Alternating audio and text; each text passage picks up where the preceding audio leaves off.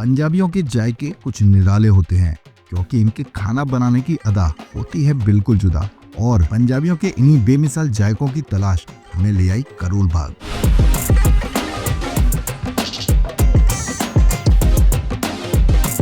करोल बाग, जहाँ का बाजार पूरे हिंदुस्तान में मशहूर है बेहतरीन लिबासों के लिए, और इसी रौनक भरी गलियों से निकलता है एक रास्ता जो सीधा जाता है पंजाबी स्वैग नाम के इस मशहूर कार्ड पर, जहाँ के सरपरस्त हैं बड़े सरदार जी, जिनका नाम ही यहाँ एक पहचान बन चुका है।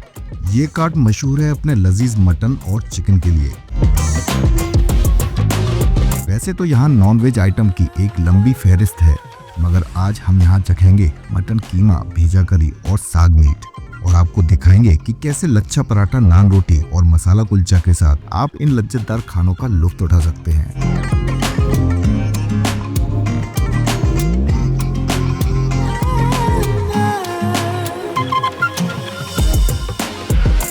सबसे पहले बात करेंगे यहाँ की लोकेशन और टाइम की। आपको ये कार्ट मिलेगा dB Gupta road, Karol Bagh, opposite new current tyres. ये कार्ट दोपहर 1 बजे से शाम 4 बजे और शाम 7 बजे से रात 10 बजे तक मुंह में पानी ला देने वाले नॉनवेज खाने को सर्व करता है। शाम के 7 बजते ही अपने हाफ डन किए हुए चिकन और मटन के साथ ये कार्ट अपने शानदार जायकों को परोसने के लिए तैयार हो जाता है। तो हमने भी अपनी शुरुआत की यहाँ के मशहूर मटन कीमा से। देसी घी के साथ सेमी प्रिपेयर्ड कीमा ग्रेवी और मटन जैसे ही तवाई खास में उतरते हैं तो आसपास का माहौल देसी घी और मटन की शानदार खुशबू से सराबोर हो जाता है।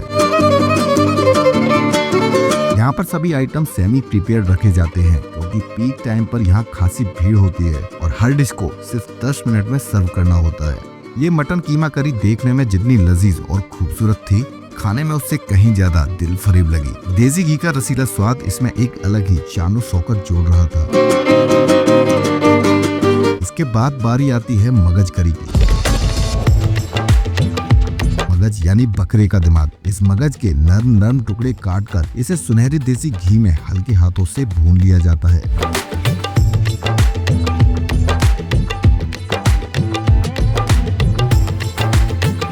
कुछ देर की बुनाई के बाद इसमें डाली जाती है इनकी सीक्रेट तरी और फिर इसे धीरे धीरे महकाते हुए पकाया जाता है।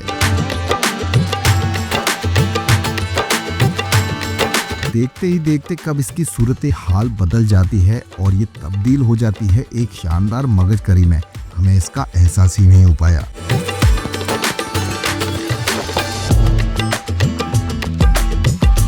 जब हमने मगज करी चखी तो उसका स्वाद इतना जबरदस्त था कि हमारी जुबान पर छा गया। इसका ये शानदार जायका सच में लाजवाब था।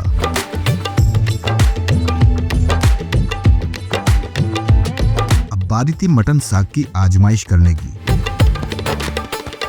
इसे तैयार करने के लिए इनकी खास साग को देसी घी में नफासत से भूना जाता है और फिर इसमें डाला जाता है सेमी कुक्ड मटन चाप। थोड़ी देर की बुनाई के बाद इसमें शामिल की जाती है इनकी लजीज और खास ग्रेवी। ग्रेवी के पड़ते ही माहौल में एक शानदार खुशबू घुल जाती है और जिससे हमारी भूख भी दोगुनी हो जाती है। सच कहूं तो ये पूरा एक्सपीरियंस दिल और आत्मा दोनों को सुकून देने वाला था। आखिरकार ये मटन साग तैयार हो जाता है।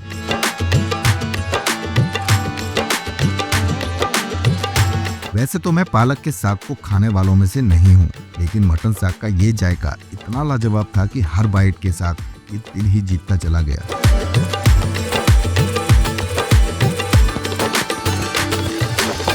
ये वाकई लाजवाब था। मक्खन की तरह नरम और मुलायम इस मटन में साग के साथ मिलकर मेरी भूख का मिजाज और भी बढ़ा दिया। यहाँ पर चाहे मटन हो, चिकन हो या मगज, हर रेसिपी को देसी घी में ही बड़ी नफासत से तैयार किया जाता है और इनका लुत्फ उठाने के लिए यहाँ आपको मिलती है तंदूरी रोटी, लच्छा पराठा और मसाला कुलचा। तंदूरी रोटी और लच्छा पराठा तो मैंने कई बार खाए थे, मगर इस मसाला कुलचे से ये मेरा पहला सामना था और यकीन मानिए पहली ही मुलाकात में इसने मेरा दिल जीत लिया। इस मसाले कुलचे को तैयार करने के लिए इसे सर्व की जाने वाली डिश के खास मसालों और घी के साथ बड़े प्यार से सेका जाता है।